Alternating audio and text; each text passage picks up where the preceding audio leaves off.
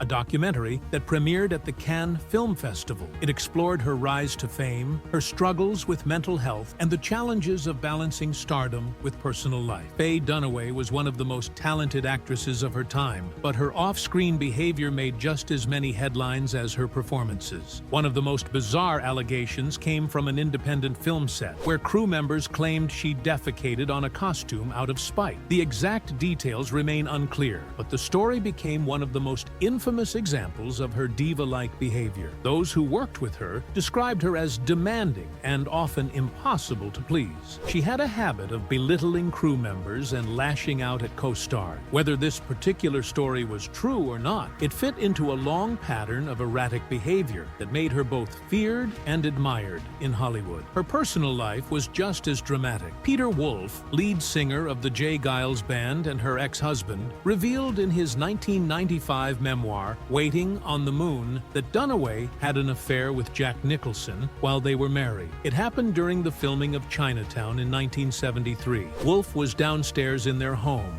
completely unaware that Dunaway was in bed with Nicholson upstairs. When he found out, his reaction was explosive. In a fit of rage, he grabbed a coffee table covered in cocaine and threw it into Nicholson's pool. Despite this betrayal, Wolf and Dunaway somehow moved past it. They got married in 1974, but the relationship remained volatile. After years of fighting, they divorced in 1979. Not every romance ended in disaster. Italian actor Marcello Mastroianni once called Dunaway the woman I loved most. They met in 1968 while filming A Place for Lovers. Their chemistry was so intense that director Vittorio De Sica had to step in during love scenes, sometimes throwing water on them to break it up. Their affair lasted for 2 years, but Mastroianni was already married to actress Flora Carabella. He refused to leave his wife, which devastated Dunaway. She ended things after seeing him and Carabella together at a Christmas party in 1969. He never got over her. Until his death in 1996, he spoke of Dunaway as the great love of his life, always regretting that he let her go. By the 1980s, Dunaway was still landing major roles, but her reputation for being difficult only grew. On the set of Mommy Dearest in 1981, she slapped her co-star Rutanya Alda on the first day of filming. It wasn't scripted, it wasn't planned. She hit her with full force. Alda later said,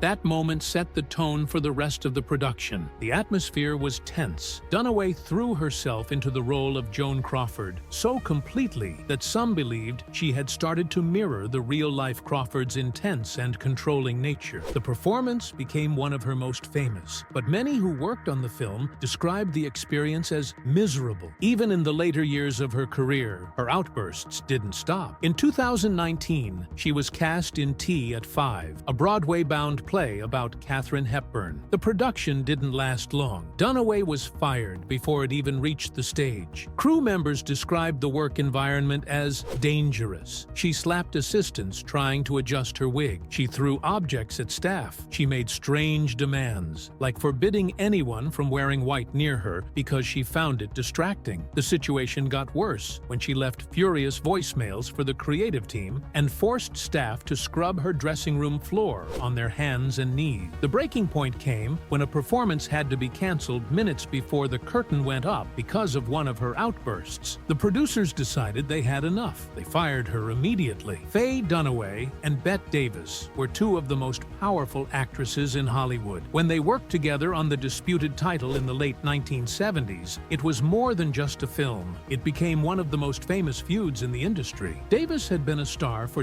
decades. She was known for her sharp wit, strong work ethic, and no-nonsense attitude. Dunaway belonged to the new generation of actors who believed in method acting and deep character exploration. Their approaches were different, and from the start, they were bound to clash. The tension first erupted during an important scene. Davis delivered her lines perfectly in one take and expected to move on. Dunaway wasn't satisfied. She wanted multiple retakes to make it better. Davis grew impatient and said, "I don't have all day." Dunaway refused to back down. "We need to get this right," she insisted. The argument set the tone for the entire production. Another major fight happened when they disagreed on how to block a scene. Davis preferred a simple setup. Dunaway wanted to experiment with different angles. The director, Robert Aldrich, tried to calm things down, but nothing could ease the tension. Things got worse when their conflict turned physical. In one scene, Dunaway had to slap Davis. They did several takes, and by the end, Davis's cheek was visibly red. She never complained, but the incident deepened their animosity. Off-screen, they avoided each other. Davis refused to sit at the same table as Dunaway during lunch. Instead, she ate alone in her trailer. The press quickly picked up on their feud. Gossip columns published story after story about their fights. When Davis was asked about Dunaway years later, she didn't hesitate. "The worst person I ever worked with," she said. Despite the hostility, their performances were outstanding. The tension between them made their on-screen rivalry feel real. The film was a success, but their relationship remained one of the most infamous in Hollywood. Not all of Dunaway's working relationships were this tense. She had a more complicated but ultimately respectful dynamic with Jack Nicholson. They starred together in Chinatown in 1974, a neo-noir film that became a classic. The movie earned 11 Oscar nominations and won Best Original Screenplay. Their chemistry was undeniable, but the production was not without its difficulties. One of the most intense scenes in the film involved Nicholson slapping Dunaway's character after she reveals a shocking secret. At first, they used fake slaps. Dunaway wasn't happy with the result. She insisted that Nicholson slap her for real to make the moment more powerful. Nicholson hesitated. "You sure, Dredd?" he asked, using the nickname he had given her. She nodded. When he finally slapped her, the intensity of the scene changed completely. Nicholson respected Dunaway's dedication, but he also found her difficult at times. He started calling her the dreaded Dunaway because of how demanding she could be on set. Despite the occasional friction, they worked well together. Their performances helped make Chinatown one of the greatest films of the 1970s. The real battle on Chinatown wasn't between Dunaway and Nicholson. It was between Dunaway and Roman Polanski. Their relationship was one of the most explosive director-actor conflicts in Hollywood history. From the beginning, Polanski insisted on casting Dunaway, despite producer Robert Evans warning him about her reputation for being difficult. Polanski didn't care. He liked working with actors who challenged him, but once filming started, their personalities clashed in ways no one expected. One of their worst fights happened early in production. During a scene, a single strand of Dunaway's hair kept falling across her face. After multiple failed attempts to fix it,